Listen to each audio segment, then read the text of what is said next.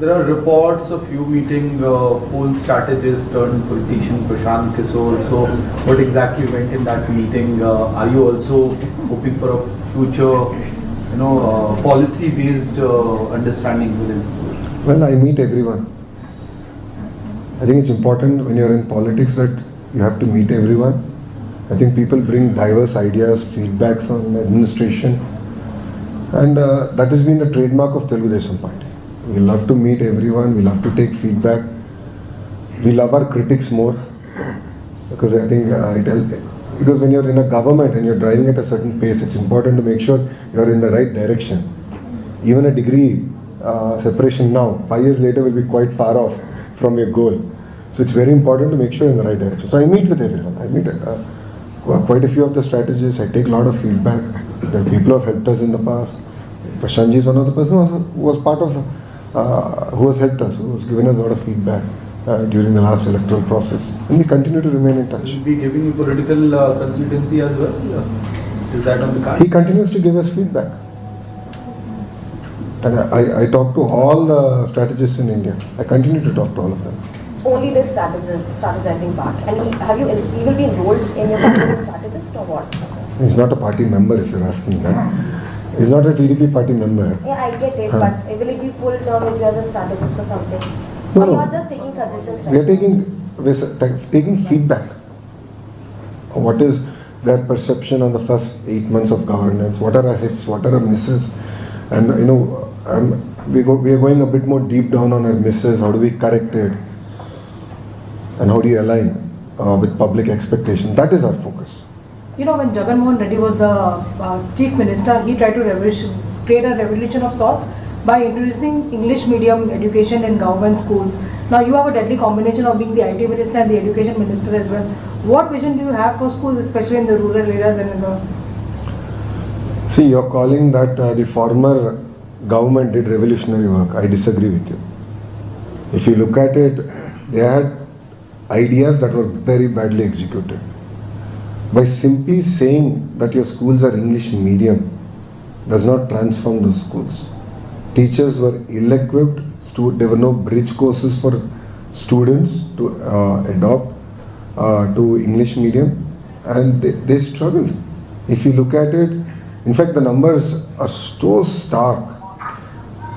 The peak was 45 lakh students in government school. Today it is down to 32 lakh. During the last 5 years of YSR CP government, 13 lakh students have left government school to the private schools.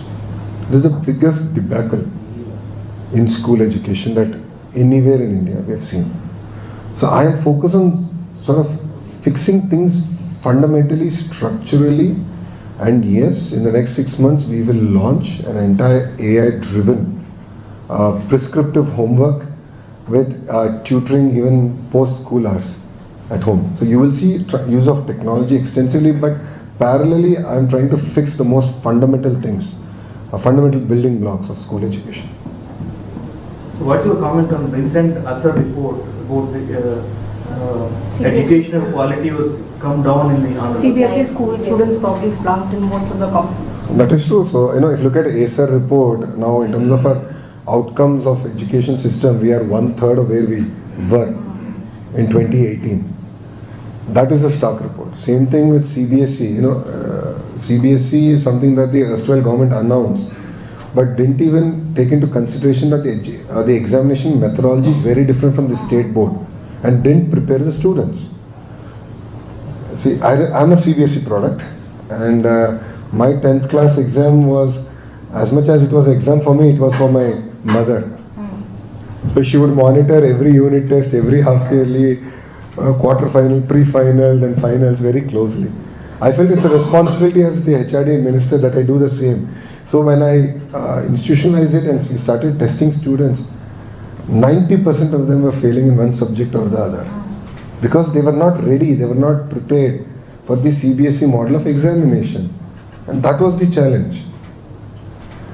That's where we took a decision that we will implement it, but we will take a little bit more long time in terms of going there. Now the erstwhile government could not even implement state board properly, we lost 13 lakh students, and they spent close to 15 crores for IB report. It is not IB school. For a report from IB, they have spent 15 crores. No. Education ka IB curriculum, yeah, not IB report. Not Intelligence Bureau. So for a report, they spent 15 crores. So that's the sad part, right? On one side, you're losing students to the private sector, and there are hardly any IB schools in India. And these guys are now coming and saying state will transform itself to IB. I mean, where is this? So it's absolutely mismatch in terms of what is required in the grassroots. So we are correcting all that. We are focusing on the fundamentals. We want to focus more on not output-based education, but outcome-based education. And you will see a lot of technology being used. So what is your opinion on using the draft guidelines and appointments of VC? They are taking away the state Lot of government opposition powers. states In No. Bangalore, opposition education corruption in Bangalore. See, every policy will have its strength and its weakness. Now, if you look at it in Andhra Pradesh, in the last government, all the vice chancellors were political appointments. All the vice chancellors' positions were given to one community. One vice chancellor completely destroyed Andhra University, which is one of the oldest universities in Andhra Pradesh. The number of students have substantially fallen. There is hardly any research happening. If you look at NIRF rankings, we substantially collapsed. So there has to be some guiding principle. States should have autonomy, states should have the power to appoint, but there has to be some sort of guardrails. And I believe the recent thing is a guardrail for the states. So otherwise, I have seen higher education completely destroyed by the past administration. In fact, education was completely destroyed by the past administration. For the media friends who are from Andhra Pradesh, you know what has happened in Andhra University, how it was used as a political center, and how whenever CM comes, CM would visit Visakhapatnam, they would be taken out onto the streets. Rather than focusing on research, they are focusing on politics, and that is dangerous. That is not a good trend. What do you have to say about AI? Everyone is talking about AI, but there are no regulation as such right now. So what is your opinion on that? Should there be a regulation in place as we take AI in almost all sectors? I think regulations eventually should come, but we should not put the cart ahead of the horse and stifle innovation.